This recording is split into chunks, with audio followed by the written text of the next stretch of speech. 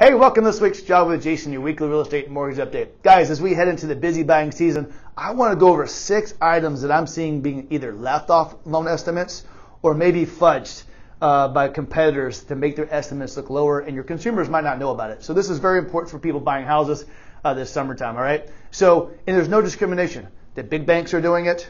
The internet lenders are definitely doing it, and local mortgage guys are doing it too, because it's so competitive right now. They're just messing around with their numbers to make it look a little bit better than what it is. Here are the 6 items your clients need to watch out for. Number 1, make sure on the estimate there's a homeowners association proration. All right, 99% of the subdivisions around here have a homeowners association, and if you prorate $1,000 a year and you're in the middle of the year, it's about $500 off that you're on the estimate, which can be a big deal to your clients. All right. Number 2, per diem interest. I always laugh when I have an estimate in front of me from a competitor and they put 1 day of interest knowing that their file is closing the middle of the month. So they're lowballing the days of interest to make it look lower, okay? If you see 1 day of interest on a file that doesn't have a contract or it's closing in the middle of the month, I would run away from the lender.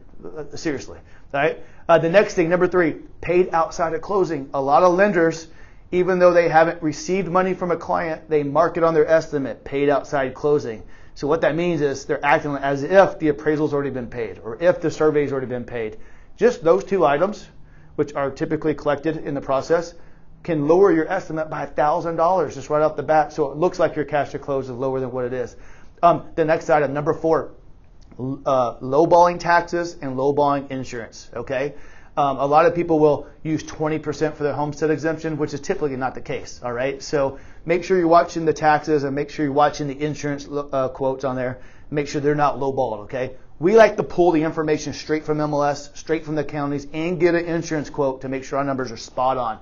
And the last thing that I see, a lot of new construction have cap fees. It's a one-time fee. It can be $1,000.